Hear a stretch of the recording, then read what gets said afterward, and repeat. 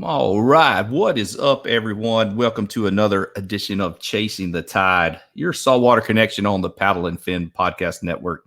I'm your host, Dustin. I hope y'all all know me by now if you're listening. If not, welcome to you new listeners to the pod here. And, we got a good show lined up tonight. It's been kind of busy. We've dealt with a lot of rain here in coastal Texas the last few days. So it's kind of affecting some of my little backwater areas. But, the fish are still around.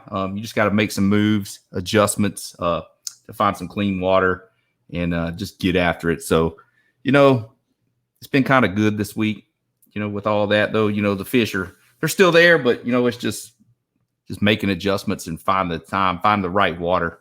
So just take that in mind, when you're out on the water here. If you got dealing with some runoff or anything like that, you just make some adjustments, throw something that's a little more visual, got a little more vibration, or add a little scent to your bait. So there's a little quick tip to start off with, but let's bring on the guest tonight. We got Alexis Tejeda coming on right now. There he is, Alex. What's going on, Dustin? Man? How's it going, brother? Doing good. Oh yeah, fella Jackson Kayak guy on here with me. Always good to have teammates on the show. So yeah, what's been going on, man? Besides the wind, I mean, it's blowing. It's been blowing like 30 miles per hour for the last 5 days. Killing the tarpon, killing the flatfishing just for the next day is literally gone from 87-degree water to, I mean, we're in 82, 81 in the last 5 days. It's just a shock. Fish are moving around and backing off again, but we were right on track with the summer pattern. Bonefish were showing up. The tarpon were starting to do their move. The micros still haven't shown up. The 10 to like 30 pounders, still waiting on those guys because we haven't gotten a lot of rain like we're supposed to. So once that starts again, we'll should be back. So it's starting to look good for next week again. Winds are backing off. The heat's coming on again. We're looking at 80, which really means 95, 100. Oh yeah. With the humidity, factor in the humidity and Definitely. light winds. That South Texas, just like here in South Texas, that South Florida humidity is brutal. It'll get you. It'll get sure you. enough. You could. I tap out by noon, so it's 5 a.m. starts, 5:30 a.m. starts. Yep. Paddling out in the dark and fishing from 6 a.m. from first light to about noon is the typical pattern. And if you're brave, you'll do the afternoon and.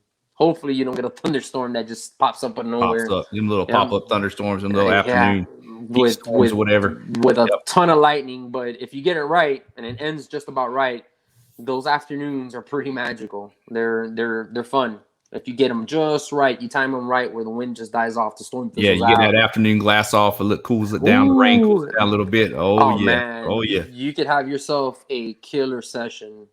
A couple hours there right as the sun goes down. I've seen some magical hours go down, 2-3 hours, even 1 hour, but it's just tailing bonefish, permit, tarpon everywhere. I mean, you don't know what to cast at. I've seen them all mixed up within 100 yards of each other. I mean, you don't know what to cast.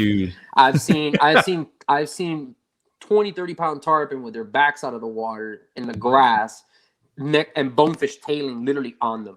Like, you can't make the cast on the bone because you know the tarpon's going to jump on the fly.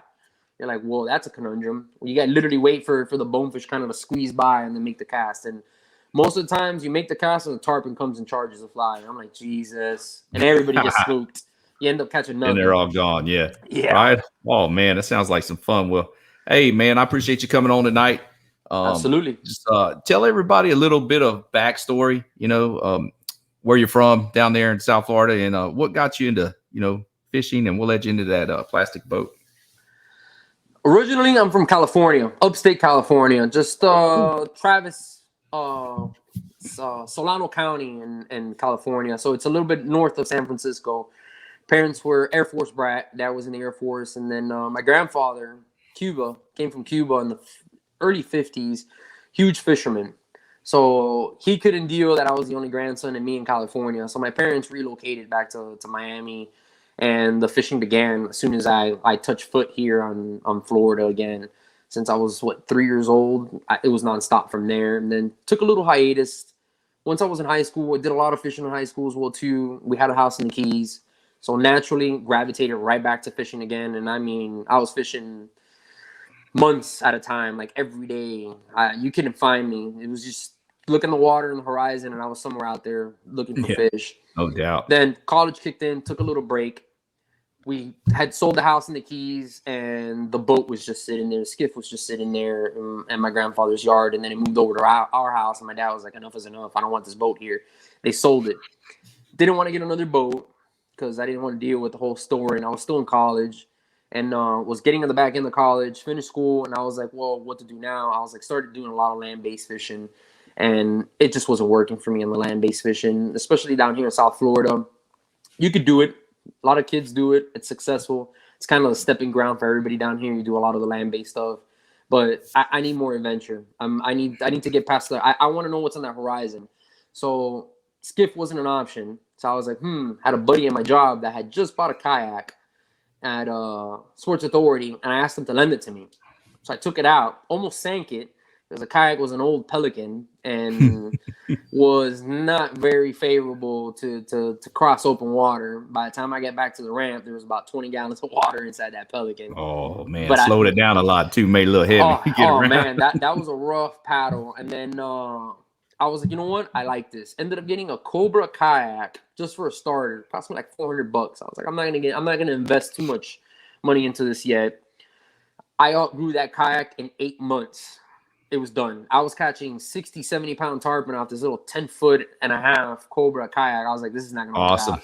I was like, this is not going to work out. So within the 6 or 8 months, I was like, saved up enough money, sold that kayak immediately, saved up a couple cash, and got myself a new ocean kayak, Prowler 13.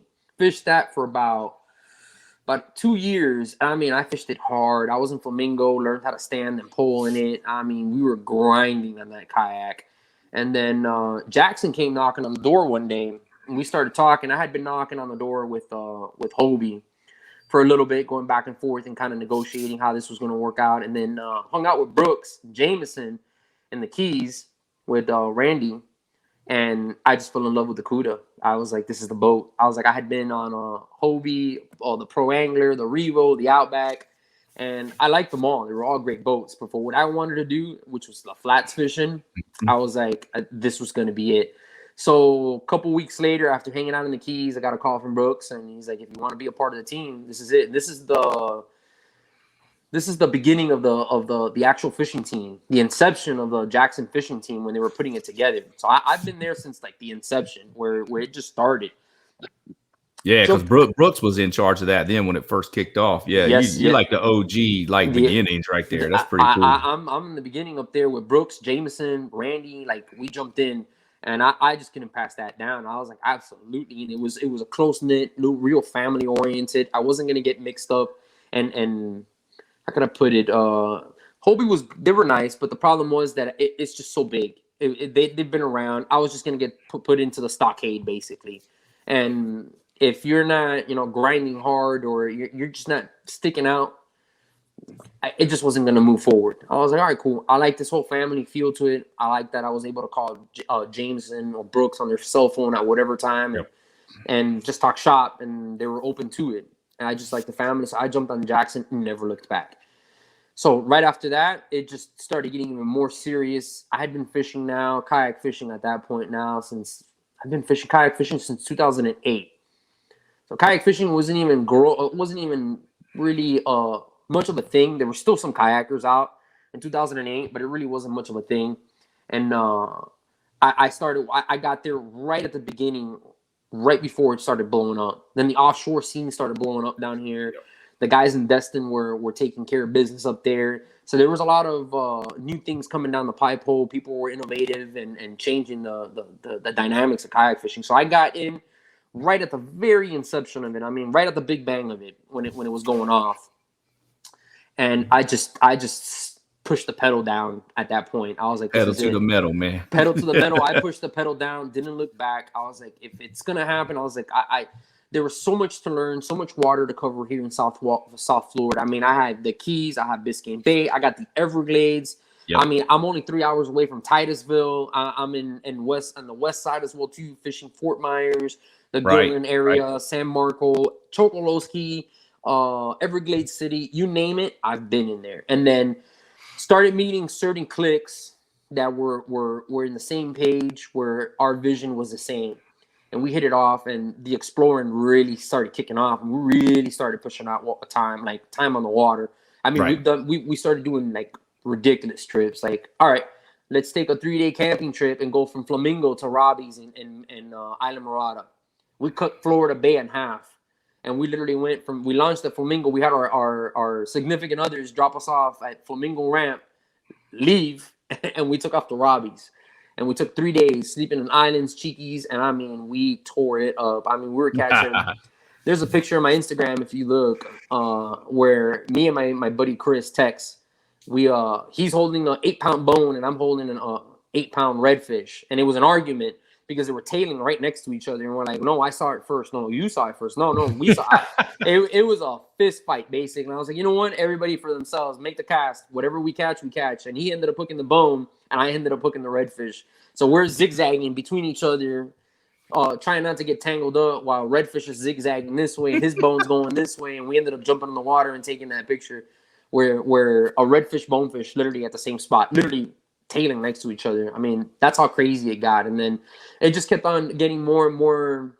The progression just continued. You know, I mean, we started with the spin fishing, and we were going into the most remote places you can think of, just looking, and we were finding fish, and we were putting the formula together, and it was working.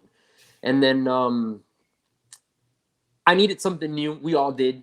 The spin fishing started getting a little on the boring side, long in the tooth.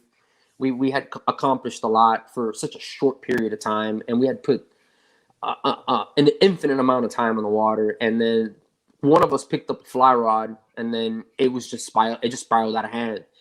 And the fly fishing era began, which probably began in 2011, 2012. The fly fishing era began, and ended up retiring all my spin fish gear. And I had, at that point, was when, if you don't remember, when the Shimano FIs were out. Yeah. So I had a bunch of FIs, the Shimano FIs and Star rods when they were really popular at that point. I mean, I had a fleet of them. I got rid of everything and just started buying fly rods and figuring out fly rods and going to the shop and being a shop rat, asking questions, just grinding until I started figuring out. I never took any lessons. No one taught me how to fly a fish. I literally saw YouTube videos, couple YouTube videos, because at that time YouTube was around, but it didn't lift off where it is right now. So I was watching some of the other guides use it. I was watching my buddies, how do they fly a fish and their mechanics behind it. So I'm self-taught. And then, and just having other people watch me every once in a while and giving me a pointer here and there, and this just putting time in the water. It's a different animal, especially in the wind. I mean, you got to know how to load it up right and all that good stuff. Leaders, flies, lines, how to tile your leaders, bait selection, everything. It comes down, and then doing it off of a kayak. Then learning how to put that was another learning curve all in itself. Putting it all together, putting together the catching fish on a kayak with a fly rod, because a spinning rod was easy. It was just, just had a rod holder a little higher, and all I have to do is just fling a bait, a paddle tail or a fluke at a redfish, and I mean that was cake. I could launch 100 yards at a fish and just land it right in front of its head. But then the fly rod was interesting, because now we had to put the dynamic of putting the push pull down, and then the push pull began too. We're like, well, let's take the push pull from the skiffs, put them in the kayaks, and now we're push pulling everywhere. Because I mean, I see hundreds of pictures of people fishing on kayaks, but you never see push pulls on the kayaks. Yeah, you never do. I've seen. I have a little bit longer stakeout pole myself. That's probably 8.5, 9 foot long, that I'll take on occasion, and I'll use it to push around in the back marsh and stuff myself. So yeah, it's definitely an advantage to have something like that. It's the push pull. I mean, I've got my push pull, and I can't go home. I can't leave without it. I don't have a push pull, and I might as well just go home, because it just makes a huge difference. I mean, put the time behind it. The push pull is quieter than a paddle. Stealth. Yes. It's all about stealth down here, because you're looking for tailing bonefish in 8 to 6 inches of water. You're looking for permit. You're looking for bone. Super clear. Super spooky. Super spooky. Super spooky, super pressured, super everything with these fish. So you need to be on your A game down here. A lot of people come down and they think Biscayne Bay or the Keys. The Keys are a little more forgiving. There's a lot more fish down there, I think. So the Keys, you can get away with catching more fish. And the fish, like the bonefish, are a little smaller, which they're not anymore. They're starting to get pretty big down there. And they're starting to get a lot more than we do up here. but you get more quality over quantity down there. So you can get away with making a little bit more noise and racket, but you still have to be stealthy. And permit fishing, I don't even have to explain it. It's permit fishing. Yeah. Keys, Biscayne Bay. The Gulf side. I mean, because they're off of Naples as well too, and in Gildan as well too. We've seen the big schools of them coming through. I mean, they all act the same. So permit fishing, it's a fish of 1,000 casts. So yeah, that's what I was wanting to get at was the species you target down there. And so you say you got a lot of bonefish. Y'all have permit, and you have like the juvenile tarpon and some of the bigger tarpon you'll run into. We got both. We got redfish and redfish. Wintertime is all about snook. I'll be in the backcountry all winter long in your Flamingo or Everglades City or Marco Island, doing the marshes, doing the backcountry back there. And that's all snook, laid up snook, looking for snook, laid up in skinny water where their back's sticking out of the water and their eyeballs almost sticking out. So that's the gig. And then plus the red fishing as well too. The red fishing is not bad down here. I mean, Flamingo's gone off again. The grass came back on snake bite. It's doing good. I mean, it's doing good weather. It's healthy. It's as healthy as it's been in a really long time. So the fishing's good. You can go out there and poke around if you know what you're doing. And you just you really don't need to know what you're doing. You just need to put a little bit of time and some effort out there and you'll find fish. The redfish are out there, the snook are out there. We've had a huge surge of big trout. And I mean like 20, 22-inch trout, 26-inch trout, which disappeared. We had a huge grass kill and all the trout disappeared. And now the trout are starting to show up. And now it's actually worth going after these things because, I mean, they're gators. They're a 26-inch trout it's a respectable trout. It's not a Texas trout. Oh, definitely. No, that's a good fish for sure. It's not a 33, 32-inch trout that these guys in Texas catch. I've seen these guys catch, I mean, absolute slobs. But there's some big ones over here. it's still a decent trout for South Florida. Sure. I mean, and it's made a big rebound too, because I know the fishery, Mosquito Lagoon and some of the other stuff on the Gulf side kind of took a hit with a lot of that runoff and some algae blooms and stuff like that. It's sad. There's definitely a rebound though. It's definitely happening. I've been to Mosquito Lagoon a handful of times. Like I said, it's only 3 hours away. I'll go out there every once in a while. The black drum fishing is not bad. There's some nice snook fishing. There's tarpon, but it's not what it was. What it used to be. Yeah. It's not a 2009, 2010 where you would go out to. I'm not even going to name points, but you would go out to this point and there was 30 to 20. Between 36 to 44-inch redfish, just cruising, just sitting around, and you just stick a fly in front of them, and they would eat. Or hang on, basically, throw a piece of mullet at them, and they eat. Yep, they'd eat it.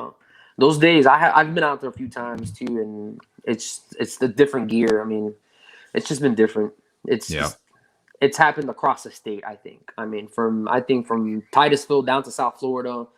A little bit in the Keys, not too much in the Keys. The Keys have kind of held on for dear life, but I think that's more because they're such a small footprint of land, and they're surrounded with so much water that they just got a lot of water flow, so they can shuffle water in and out, and the water quality stayed a little above normal. Above normal, yeah. But Biscayne Bay, I've seen Biscayne Bay do cartwheels at this point, from good to bad to worse to good to amazing to horrible again to like, oh my God, Biscayne Bay is done. And then it comes back again. I mean, Mother Nature's resilient. I've seen her push. I mean, right now, where we're sitting right now, Biscayne Bay, it's not doing too bad. I mean, it's probably like 80%, almost 90%, one of the high 80s, 90%. A lot of places that didn't have grass now has grass, which is awesome. But we'll see now with the summertime. I mean, this hot water and a lot of fresh water that's just kills the Biscayne Bay completely turns into a freshwater pond basically, because you're just opening all the davits and all the dams that pump water from the city, and all that water is just bringing fertilizer and bringing all the dam. So bad. It's so bad that I came down the channel, came down to I'll give you a quick. I came down to my favorite, at that point was one of my favorite bonefish flats. Turned the corner and I found a cart that it was flopping around. I was like, what is that? Paddle up to it, and it's a cart that came from the dam on the other side of the canal, came through the dam and out the channel, and a bull shark had chomped at it and took its rudder out. So it was just flopping around on the water in the middle of Biscayne Bay. Freshwater carp. Huh. That goes to tell you how much fresh water gets pumped out here that the carp were making it into the middle of the damn bay, and the sharks were going at it with them, having a field day with them. So that affects the dynamics and Yes, it does. Of that flat. I mean, it takes a while for the salinity to go up, and then the bonefish completely disappeared for a while because they definitely shag ass and move out of there when when that salinity drops. Yeah. So that affects it. Everything, that concrete jungle. You get all the runoff from the cities and the canals and everything. They have to release it to prevent flooding. So no, absolutely. And then most of South Biscayne Bay is covered by agriculture. So it's all fertilizer and you get all that runoff too. Yep. Today I saw Benny Blanco finally posted that they put a strict rule, a new law in where they're banning fertilizers from I think May till like September or something like that. No more fertilizer during the rainy season. I was like, about time. So, about time. I mean, that's finally. A step. Took that long though. It took years, but it's a step forward. So hopefully it makes a bigger impact on South Florida right now. Well, yeah, and that affects, the fishery. It affects your livelihood too, because like I was going to get into that, you actually do, you actually have a guide business also. Absolutely. So we're 2 years now in. I'm 2 years now in. I've always wanted to do the guide thing. I always did it off and on. Was never full time about it. Wasn't too committed about it. I did do a couple guide. I would do a select few people, and every year I would take them out. And the same people would come back. But I wasn't keeping too busy about it. I was a little apprehensive about it. And my wife told me go all in. She's like, I have a day job, but I'm miserable with the day job. It's not my life. It's not a goal that it's a dead end for me at this point at that job. So I was like, well, it's a dead end. It's not really a career anymore because they destroyed it. So I was like, well, you know what? I'm fishing my brains out. I'm wasting all this money in fishing and dedicating all this time that you can't buy. I mean, you can't buy the time that I spent and all these bodies of water. I was like, you know what? I was like, I'm just going to go for it. I'm going to put all my eggs in a basket and just try it out. So I opened up early last year, decided to do the website and just open up and just start guiding full time. And it took a little bit of time, but I'm pretty busy right now. So thank God COVID's back down and my phone hasn't stopped, and knock on wood, it just keeps going and I could do this full time. The goal is to split my time. Once it gets pretty busy, I'm going to do the skiff. I'm going to reacquire the skiff again, and I'm going to split time doing the skiff and the kayak. But I think the kayak is going to supersede the skiff because it's just, I feel comfortable on the kayak. I love it. But I can't let go of the skiff as well too. I mean, that's also an opportunity that I can't let go. So I was like, we'll do the joint, the skiff fishing with clients as well too. But cool. The kayak fishing is going to continue as well too. So we're gonna jump on both. I have a unique, at least down here in South Florida. I haven't seen it. I know a couple guys that do it on the West Coast that they have both, and they've kind of ventured off and did the kayak guiding and the skiff. But down here in South Florida, like in the Keys and Biscayne Bay, no one does it. So I'm one of the few guys I think that runs from like Key Largo all the way to Marathon, and then Randy runs on the other side of the 7 Mile Bridge because he has more water than me in those 7 mile. Those, what is it, 25 miles from the 7 Mile Bridge to Key West. He has more water to cover than I do, and 100 miles. So he has a lot of water to cover down there in the Key West and Big Pine area. So we kind of overlap a little bit right by Marathon. So we help each other out a lot. Oh, that's cool. But I got a huge range. So I'm in Everglades. So I do from Marco Island to Everglades City to Flamingo, and then from Flamingo I go from Biscayne, from Upper Biscayne Bay, from Key Biscayne basically all the way down to Marathon. So it's a lot of water to cover. So one day I can be in South Florida and Biscayne, the next day I'm in Marathon, and then the following day I'm in San Marco. So I'm doing a lot of moving around. Right on, man. Dude, I'm gonna have to make it down there. It's a possibility I'll be in Florida for ICAST. Okay. So dude, I'd be stoked to come down there and catch a bonefish off the kayak. I mean, ICAST lands just about the right time. I mean, what is ICAST? Is July. July. Yeah. No, it's in July. It's coming up here pretty quick. Like the July is bonefish permit. Like July permit. I mean, you can go to ICAST in the morning, show up in the afternoon if you hit the tides right and do an afternoon session. We'll set it up. I'm Orlando. Open. That's about another. What would be about 4 hours to get down there? Nah, it's 3.5 hours. 3.5, give or take Miami traffic. Yeah, give or take the traffic. Yeah, what time of day and everything. That is. I got your Instagram on here. Bone Collector Kayak it's fishing. Bone_collector_kayak fishing, and then the website is bonecollectorkayakfishing.com. Bonecollectorkayakfish.com. Yeah, we'll go through. I'll put all that back up at the end and everything. We'll post links in the post, the Facebook post, and all that. But yeah, cool deal, man. On that guide business, I mean, that's going full time with that, going wide open. That's awesome. You're doing something you were doing, putting a lot of time on the water anyway. So why not, jump into it like that and just share it. I mean, the whole idea about the guide business, to be honest with you, it's not the money. That's the plus. The idea is to be able to share my knowledge with people that don't get this opportunity. I mean, there's not a lot of people. I mean, I'll give you an example. I had the most mature 21-year-old I've ever met in my life show up at my doorstep last Thursday looking for a guide last minute. And I was like, well, lucky enough, I was only available for that one day. The rest of the week I was booked. I was like, you picked the perfect day. We showed up. This kid got a show. We got there early. He was there on time. We turned the corner. He's a novice fly fisherman. He's beginning, but he's doing good. His cast is good. He's picking up on it. We turned the corner and I was like, we're not even going to start the engine. We're just going to paddle this real quick and look at it. And sure enough, bonefish tail in front of us. I mean, there's a school of 30s tailing on us, and these were off 8 to 10 pound bonefish just tailing in front of us. And I was like, well, have at it, buddy. And we had about 3 hours of that going on. This kid's knees were knocking. Every 20 feet, it was another school of 5, 10, sometimes 20 fish tailing, depending on the size. Big boys were 5 or 6 of them tailing by themselves, doing their thing. And then behind them was a school of like the 7 to 8 pounders. That was 20 fish coming at you. And he had never seen that. He's never seen redfish tail because he's kind of like just about an hour north of Tampa. So he was enamored about it. He wants to come back. And I told him, I was like, listen, come back, do your thing, call me. I was like, and we'll do a friends trip, because that's how much he impressed me with his maturity and his skills at that point, especially at that age and what he's accomplished. So I was like, free of charge. I'll give you one on the house. Let's go friend fish and we'll do it together.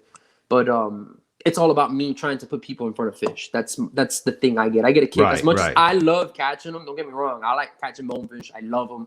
It's my thing. That's my one fish. But I like catching tarpon, permit, redfish. I get a kick out of it. But I like watching other people do it. That's more of a challenge to put someone else and see that smile and answer the questions. For sure. Answer all these questions and leave someone with an impression. That's the whole idea behind the guiding, and I think I'm good at it. I mean, I have a natural talent for it. I mean, which I never knew until I started taking people out. And I'm like, well, I think I'm better at guiding than I am at fishing sometimes. Right on. Yeah, I know. It's definitely something I've wanted to do here. You actually got to take the captain's license course here and go through some stuff. But yeah, I've taken a couple of guys I've met fishing bass tournaments. And they have never fished the salt water, make a trip down and get to go, hang out and put them on the water, put them on some fish, and it's pretty fun, enjoying that, getting them on the water. Trying to pack battery here. Uh-oh. Yeah, I was running out of battery, I was running out of battery, so I had to take the charger. Oh yeah, right on. It's all good. We're good. Get her going. All right on.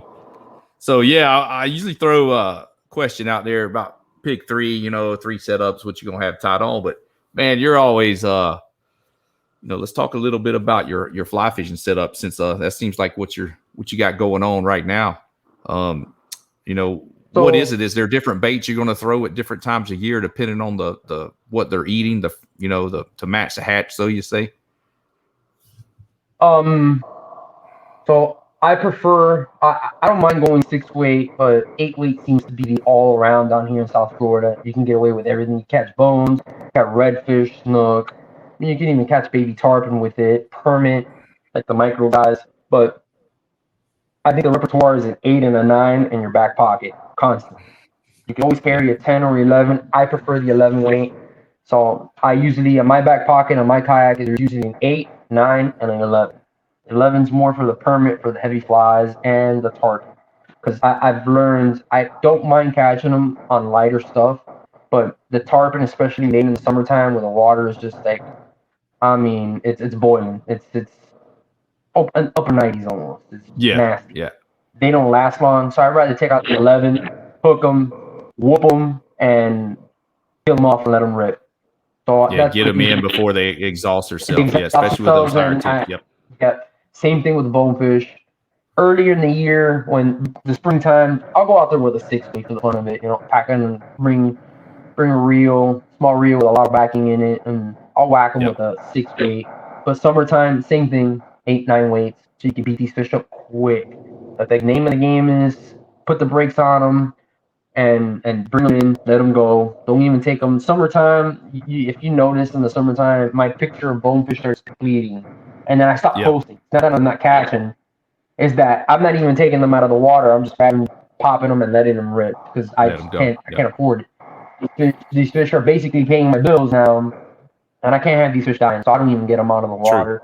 I'll net them every once in a while. The summertime, I start taking up nets and net them and leave them on the net for a while. The shark situation, at least in Biscayne Bay, is not too bad. Florida and the Keys, it gets a little spicy. The sharks are a little feistier down there. Barracudas too, huh? It does come into handy. Speaking about barracudas, it's been a rough year for them. I don't understand what's going on. I mean, I've spoken to a few people, and there was a lot of big ones, especially down south, but in my way and kind of a couple of the flats that I used to find them a lot, around. There wasn't a lot of them this year. It was a rough year for me with barracudas. I don't know if I was doing something wrong, but I mean, I spoke to a few guys, and some people were doing good. They were catching monsters. There was a lot of real big ones, but there was none of the in-betweeners. None of the small guys and none of the 4 to 5 footers. Those are fun. And then there was giants, because I saw a couple giants this year, and I ended up hooking one of them. Never got to land it because the hook came out and came back at me at about Mach 10. And it always seems to do that, don't it? Yeah, they spin around and come at you in Mach 10. And the hook that I have on that one particular fly, I don't like it necessarily, but it's something I just buy at the shop because kind of lazy time sometimes lately. And I used to be a big tire. I still am, but I just have time lately. I mean, as we speak, tomorrow is probably the only day that I have off because I had to cancel one of my charters due to 30-mile-per-hour winds. I think everybody, skiff, kayaks, everybody's canceled at the moment right now, postponed. Right. I think I'm going to take tomorrow and tie a few flies. So, depending on the area, depends on the fly that I like using. Biscayne Bay, I like throwing more of the mantis shrimp style flies, very subtle, very light. You're fishing shallow water. I want a very light presentation. The Keys, especially the lower Keys, I completely turn around. I like throwing heavier flies because you're finding fish in deeper water with a little bit of more water movement, more current, and I'm throwing more of a crab pattern, big merkin or a strong arm crab. That's basically what I throw down in the Keys. So I have to have a big repertoire of flies between merkins, shrimp patterns. I mean, those are basically my big three. The shrimpy patterns, the Berverka mantis shrimp, which I tie my little variation and I specify in the color. I have a unique color that I don't want to share yet with the world. Yeah. But everybody has their quirks. I mean, you can throw the Chasin at them, man. I've thrown different flies at them. I've thrown crab flies at these Biscayne Bay bones, and they eat. I just gotten real comfortable with this certain color, and it works. And it works for the permit as well down here. For sure. I put a few of them now. I haven't been able to land them, but what I'll do is I'll build about 3 different variations, real light to land on thicker grass, shallow water. Then I'll tie another version where between the 8 to 1 foot range, and then I'll tie the same version where I can fish it in a bigger, larger column of water between the 1 foot to 3 foot range. I like flies that sink fast, so especially in that deeper water. I need to get it down in front of their dive face. down. Yep, put it in their face. Yep. It needs to dive down. Once it touches the water, and especially bonefish, you want to lead a bonefish when they're coming. You want to lead them by 5 to 10 feet almost sometimes, depending on the size. The big ones, I'll lead them 10 feet. I'll figure out their track, cut them off at a 90-degree angle, put that fly at kind of a 90. So when it gets close, I make the fly kind of move, and it kind of mimics them picking up a bait fish, and they pounce on it. Yeah. Same thing with the head-on shot. I mean, you can't always do the 90-degree on them, but I mean, for the most part, if you can, you could. But I try to lead my fish by a mile. I mean, every once in a while, like everything else, like a redfish, they're spooky. You hit them in the head and they freak out and they eat. Same thing with sometimes they do. Yeah, but, sometimes it's just a boom. It's just a reaction. They just bounce it. Yep. They just freak out. They don't know, and it's just a reaction to eat. They just they just bite. I'm like, what is this? Face. In my face, yeah. They just eat it out of anger. I don't know. I just say they eat it out of anger, and then they're like, oh, what is this? And then they're like, oops. Oh yeah, too late now. Bonefish do it sometimes. Exactly. Bonefish do it every once in a while, especially they're in the big schools. Sometimes I find them down here in schools of like 200. This is about the time of the year now that we're in May, June. They start aggregating, and you start finding these aggregations of them. I got a couple spots where you pull up and there's like 300, 400 fish, and you can catch 13 of them if you want to. I mean, you just have to throw in the school and something that sinks fast and just strip like a madman. We call it jack stripping. Basically, if you're looking for tuna jetty tunas and you're just stripping fast like you're using a popper, you strip pretty fast, and these bonefish will eat mid-bottom. Same thing with a permit. Just a heavy fly, and you want to strip fast sometimes they want it slow, sometimes they don't even want you to move it. They just want you to tap it and just does a little tiny puff on the bottom, and then they pounce on it. So you move it too much. So those are basically my top flies, the merkin and the mantis shrimp fly down here in South Florida. Those are the ones I like. People have, I mean, some people like sliders. I mean, everybody has their gig. Those are my two. My favorite two is always have a merkin on the box, always have a mantis shrimp, and always has some type of I always forget the name of this. It'll come to me. Tarpon fly that I like. It's basically just rabbit strip, a little bit of deer hair, so it pushes a little bit of water, and some brushed EP. Very simple fly, and like 4 different colors. I like orange for them. I like white, purple, and sometimes I'll throw a little bit of a brown light tan version of them. Yeah. So perfect. The tarpon get a little bit of the same fly, but like in 4 different colors depending on the water color. That's basically why I use it. I mean, early in the morning or in the dark, I'm gonna use black and purple.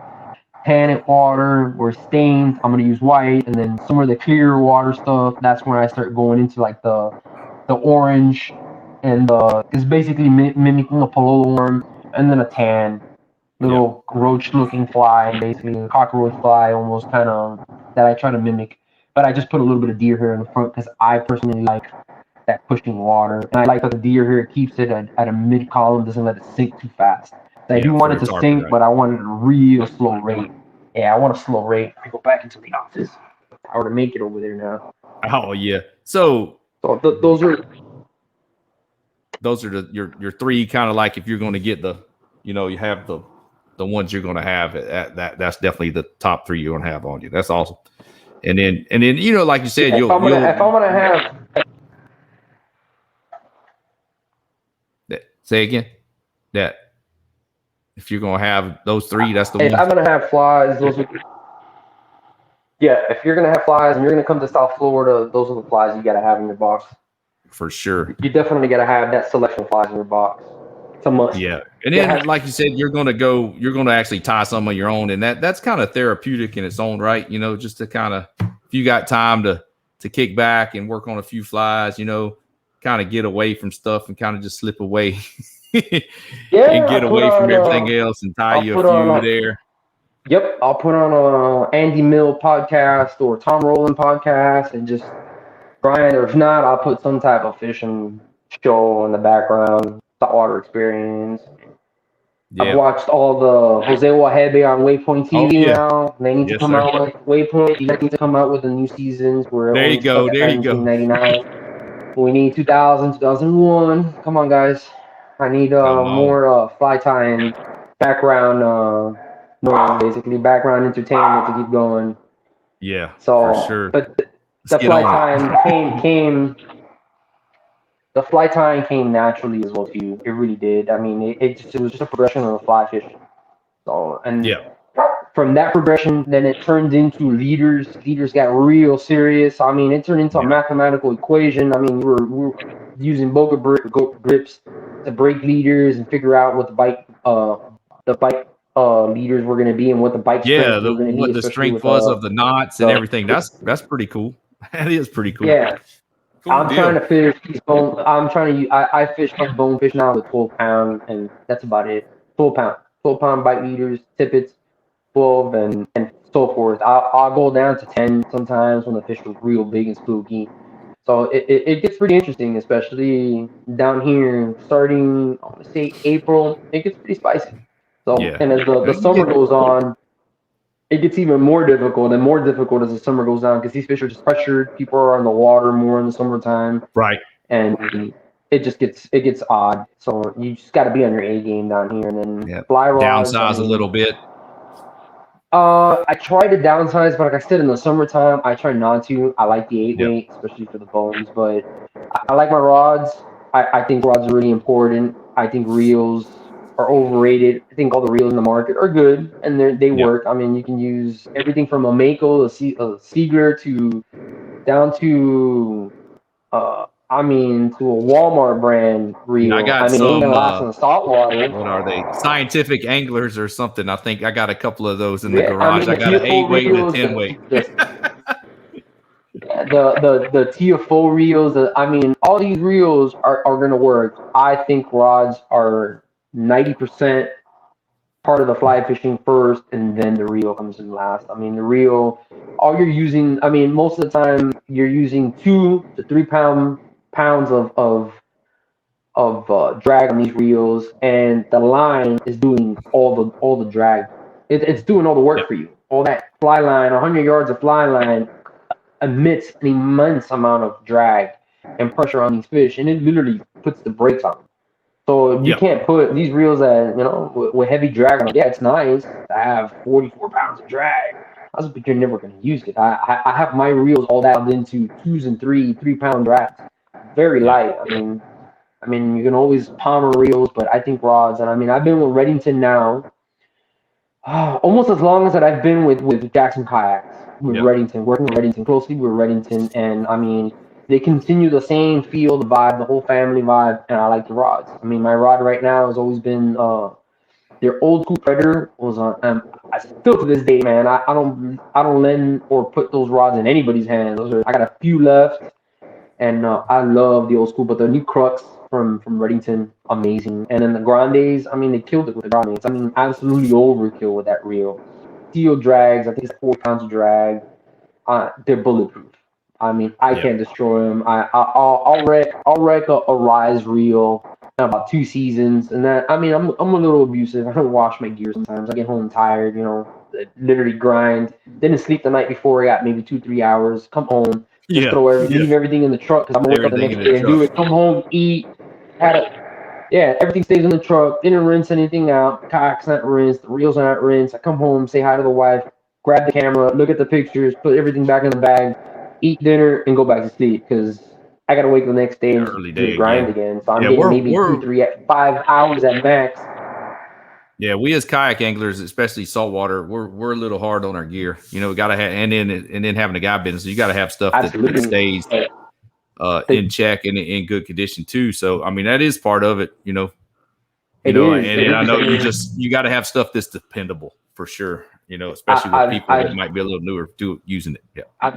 Absolutely. I mean, fly fishing now with the fly fishing gear. Like I said, I'm Reddington. I'm happy with them. I'm a fan. Their cost is you get bang for your cost. So Yeah.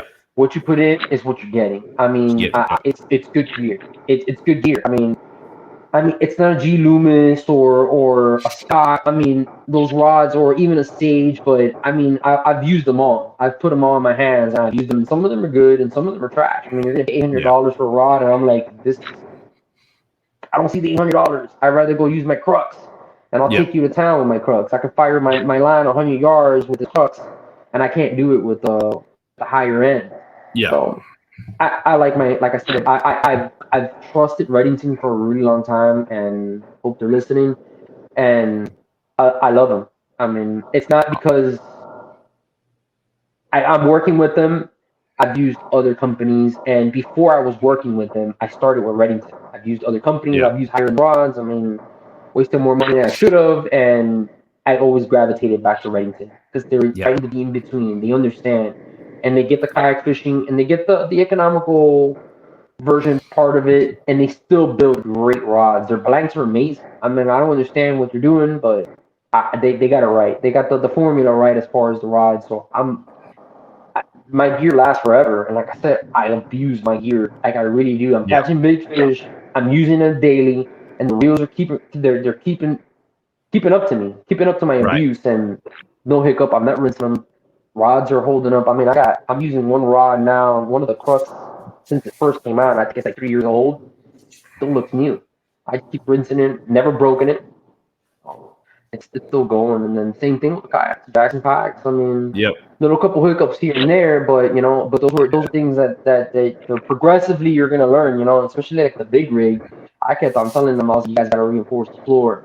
I don't think people were standing on it like they expected them to stand on. I was like, I'm standing on my kayak for 8-9 hours a day. I was like, that floor ain't gonna handle. So of course, naturally, I'm gonna break kayaks. Yeah. Just the amount Add of abuse. a little just like more everything plastic else, to the deck. Yep. yeah, or just put some more reinforcement. Same thing with skiffs. Yep. In some of these skiffs, you buy them and they're meant for weekend warriors, not for a guy. Where Not he's for somebody that's on the water every day. making marcases every day. I'm gonna run to the marcases every day. That's a 40-mile run, 30-mile run. And if you've never been to the marcases and you're crossing across Boca, you get a little bit of wind, and that place is hairy. I mean, even in a big boat, I've crossed it on a big boat, and I'm like, oh my God, this place it gets violent there. Same thing with the kayak. I mean, there's bays that I got to cross sometimes on a little bit of wind, and the place turns into a nightmare. Sketchy. It's sketchy. That's sketchy, man. I mean, I'm like, I'm not making it back. I'm like, I'm going to have to call the wife and be like, I'm going to have to sleep back here in the sticks, wife. I'm like, just come back or call someone that has a boat to come get me.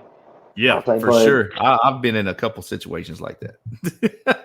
But the gear, like I said, the gear that I've landed on and the people that I've associated myself with Jackson, Reddington, and all these other companies that I've used, it's because I rely on them as much as they rely on me to help them out and promote their product. I rely on them as much because it's part of my business now and part of my lifestyle. And they haven't failed me. I mean, the gear's there, the gear works, and I use it on a daily basis, and I love it. It's there. Awesome. And I still have big rigs from 2014, 15 that are still in service right now. Those are basically my guide boats right now, and they're still pretty much new.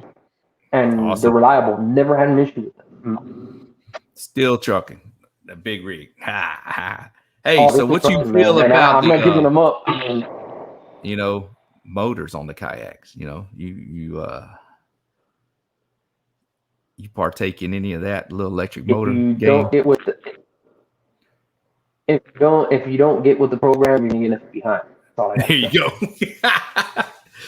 It's definitely there. Get with the program, you're gonna get left behind. There's a huge progression, and I've seen it. Started off with paddling, everybody paddling, then moved over to the foot drive, and we're in this weird stage right now where it's foot drive, electric. It's 50-50 right now. Everybody wants foot drive, but foot drive is going to become obsolete between the technology that's coming out, between lithium batteries. I mean, they're getting smaller and smaller, powerful, more powerful, and now we're bringing down the weight, and the cost is going down. Yes.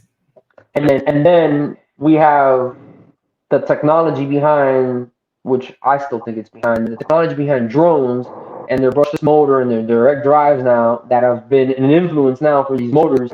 And now you're starting to get up to 3 horsepower electric engines that only weigh a couple more pounds, 18 pounds, 20 pounds?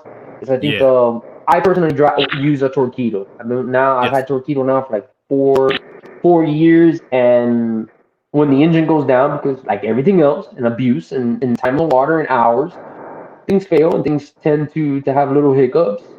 I won't fish. I don't want to paddle. It's sort of like this. I won't fish for those couple weeks. I mean, I'll do short little trips here and there that I know that they're about 1 mile long, 2 miles long, and I can pull 90% of it. But Torqeedo's changed my life. That electric engine has completely changed my life. Absolutely. It's made my guiding business a lot better. It's been more efficient as far as guiding wise. What is my clients? I've never complained on a trip back after a 5-mile hike into another remote spot that I found, and that's where we're gonna go. And then they look back and they're like, wow, we're pretty far. I was like, drink your soda and have yourself a glass of water and then relax, because it's going to be a nice smooth ride back home. Smooth ride back. it I don't want to say saved my life, but it's pretty much got me out of a pinch with a time. So I'm not looking back. I'm just not looking forward now to the progression. I think the electric engines, like I said, since it's evolving, and technology is just leaps and bounds at this point with the things that are coming out. I think in the next 2 years we're gonna have some type of weird like jump as far as battery wise goes, and the engines are only being held back by the amount of power that we can put into the engines. So we're only behind power wise because of the battery. But I think now with all these car manufacturers jumping in, you got Ford now jumping in with the Ford Lightning, coming out with a Ford all electric. You got Hummer, you got Tesla, you got and all that. I mean, you got so many companies now. Now it's going to be an arms race for batteries. Once these guys start releasing some of this technology in the battery and it starts trickling down to everybody else, it's just going to trickle down to us as well too. And then the batteries are just going to get better. I mean, right now that Torpedo battery is ridiculously small. It doesn't weigh anything. Yeah, it is. It's only like it's a small, and I have the big, the 915, and it's still small. And I mean, it weighs a little bit more than the 4. I think it's the 315. It weighs a lot more, and there's a big weight discrepancy behind. But it's only it's only amount of like 2 or 3 pounds. But still, I mean, the small engine, the 403A, I think is what it is. It's only 15 pounds, and I think the 403 AC 17 total. It's 17 pounds total. I mean, what's the difference? It's only 2 pounds. There's no difference. Yeah, it's not much. You got a lot longer range too. Yep. Absolutely. I mean, I'm getting 30-mile ranges sometimes on this battery when I'm going with the tide and the wind and cruising, and I'm only cruising. I'm not even hammering down, and I get a 30-mile range. I'm like, okay. I mean, now I got room to. All right. This spot sucked. I'm gonna go another 3-4 miles farther south and check something else out that I have been meaning to cross off my list. And boom, I need fishing boat. I'm like, all right, cool. Now I know that. Well, and that's the cool thing about the Torpedo. Is that you have that real-time range data that it will display. Absolutely. What your range is at that throttle position and at that speed. So that way, you're not going to get hung up. Well, dang, I got 4 miles back to this launch. I got to conserve my battery, run it maybe at half throttle, and I'm going to make it back. Yep. And then, I mean, and you're 7 miles and it's reading 4 miles. I was like, 2 things are going to happen. Either I back off a little bit, but then you can't because you got a little bit of wind and a little bit of current. So you got to keep up I mean, it gives you this dexterity that you can move around. And I'm like, all right, I could do this. And we started using them about 4 years ago. And I mean, we haven't looked back. It's just progression after progression. I'm already plotting and kind of putting nickel and diming myself a little bit in the side because I'm just going to move over to the 1103. Yeah. I was like, let's move up to the 3 horsepower. I was like, if the 1 horsepower can give me all this range and all this dexterity and all this movement and it helped me so much, what kind of 3 horsepower? You're only talking about pounds at this point as well too, because I mean, everything, and at least in the boat sense, everything correlates to weight, to the amount of weight that you're putting on the boat, to the amount of power. I mean, it starts balancing off because prior to the Torpedo, I had gotten myself a Minn Kota 33 horsepower, 33 pound, and then put a deep 29 or a deep 27, or I don't remember the battery, but it was like an 80-pound battery in the back of the boat. 80-pound battery, yeah. I wasn't moving. I was getting a 30-mile range. I was never making it home. I was like, it get me there, but it never got me back. And then who wants to paddle back home with 80 extra pounds on you? I was like, this is not going to work out. I ripped the whole entire system off, and I was like, screw this. I was like, this is not worth it. I'll go back to paddling. It's easier to paddle back home with nothing on my boat. Exactly. And then Torpedo showed up to the scene, did a little bit of research, and Randy got it first. He beat me to the dun after I showed it to him, and literally a couple weeks later, I had ordered mine. I was like, yeah, that's gonna happen. But if you're not on the train, you're gonna let you behind. It's gonna happen. Yeah, I think most all the trails, from Foot Drive. Yeah. They all they're all being powered by some type of electric engine.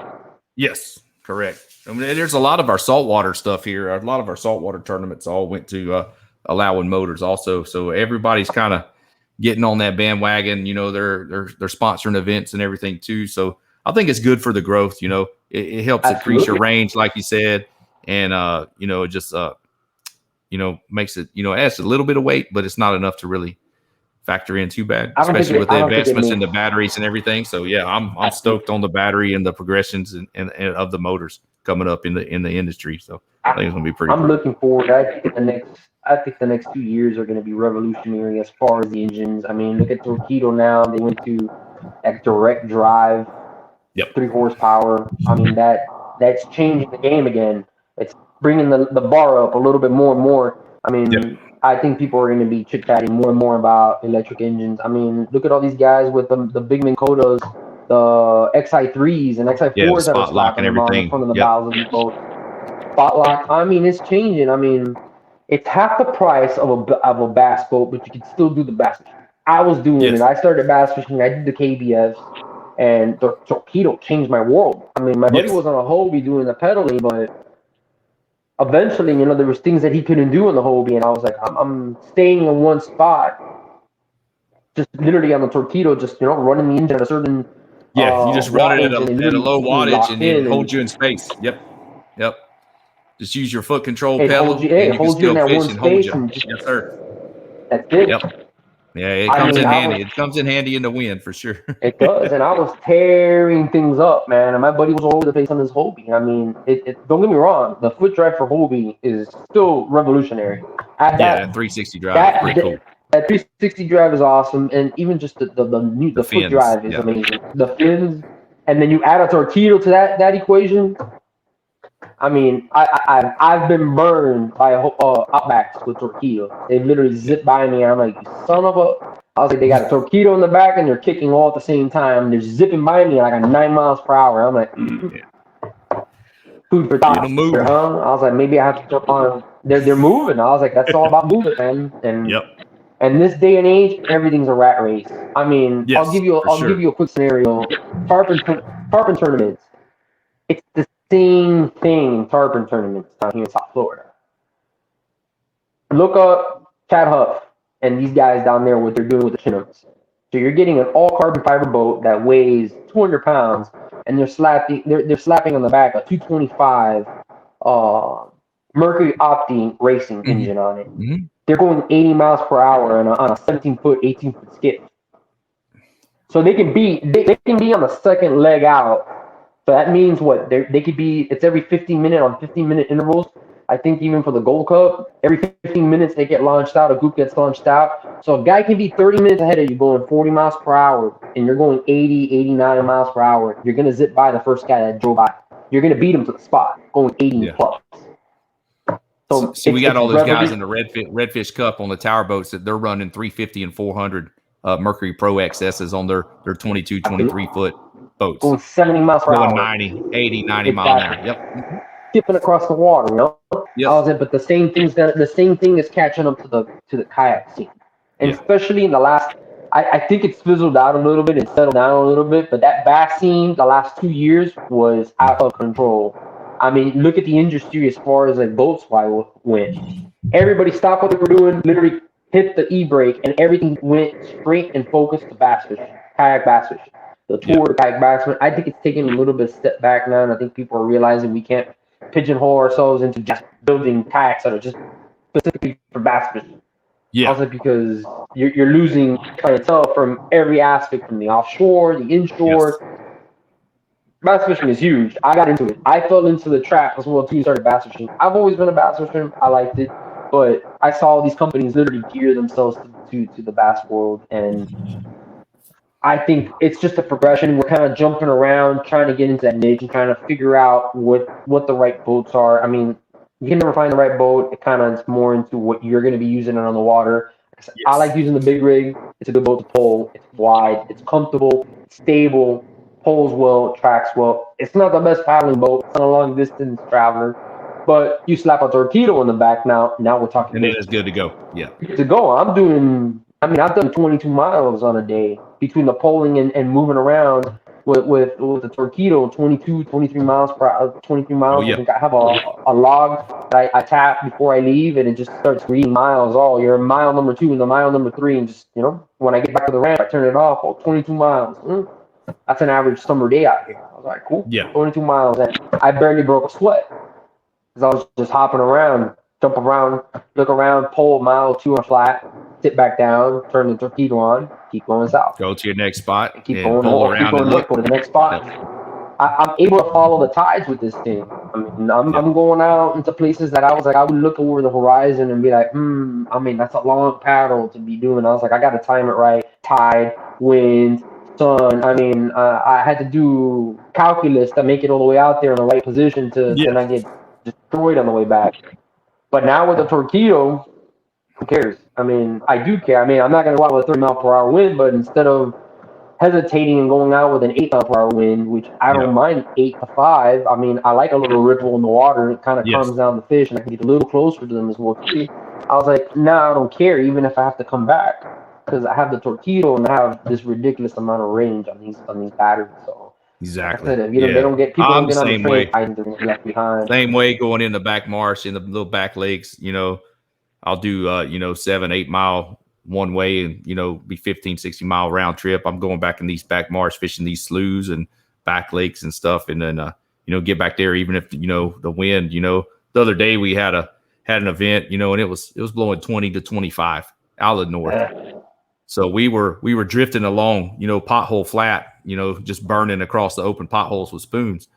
And then we'd use the torpedo and position ourselves and just go 2-foot rollers, and we'd run all the way back up, 2 miles to the top of this flat. Do it again. And then start doing it again. I said, man, if it would have been for them motors, we would have been hurting. We'd have been hurting for sure. Yeah. You would have never done that. So it's given the motor situation. I mean, the pedal drives work to a certain extent. They're not bad. Yes. I mean, like I said, I've used them. I've used all of them. I've used from Jackson to natives to Hobies. I mean, some of them are more efficient than others. Some of them are a little faster than others. Yeah. Some of them have their quirks. Some of them break down more than others. Some of them are more reliable than others. But the pedal drive, I think, launched the motor drive, and then Torpedo was basically by themselves, and now Bixby came out. There's a couple other companies that are popping up now as far as the electric. I think Torpedo has it nailed down. There's a couple little quirks here and there that they need to fix, that I've picked up on because of the amount of time that I've spent in the water. But those are just simple little things that were just kind of like pet peeves of mine that I'm like, I mean, we can fix this and this, but for the most part, nothing's broken. I mean, it worked. Yeah. Yeah. So get a motor. it ain't get broken. a torpedo. Might as well just keep using it. But for get sure. a torpedo, get a motor. I recommend it. I highly do. You'll never look back. It'll change and revolutionize your fishing. Like nobody, like you can't imagine. I mean, will. Well, dude, man, I appreciate you coming on the show. We just rolling right along and just pop over an hour. I look up, it's like, man, it's already been over an hour just sitting here. Yapping. Sitting here talking. That's what it does when we start talking about fishing. Fish talk. Just keep at it. So, at the end of the show, we like to give the guests a platform and throw some shout outs out there and give some thanks to some sponsors. So go ahead, brother. Off the bat, I'm going to start off with Reddington. Thank you guys for always being with me and believing in me. So, you guys ever want a good fly reel and fly fishing gear and chats, check out their forums. They have a great blog, great people on the Reddington team and the family, because it's not even a team, it's a family, which makes it even that much better. And then I want to reach out and say thank you for Jackson for putting up with me for 8 years and all my craziness and all my fishing and all my complaints and all my questions. But you guys have a great product. You haven't failed me yet. You guys have kept me on the water for almost 10 years now. And you're going to continue to keep me in the water, hopefully for the future. So thank those two companies. And then thank my buddy at the 239 Fly Shop, Nick Davis. Guy always has the stuff that I need when I'm on a pinch, either with hooks, fly gear, apparel.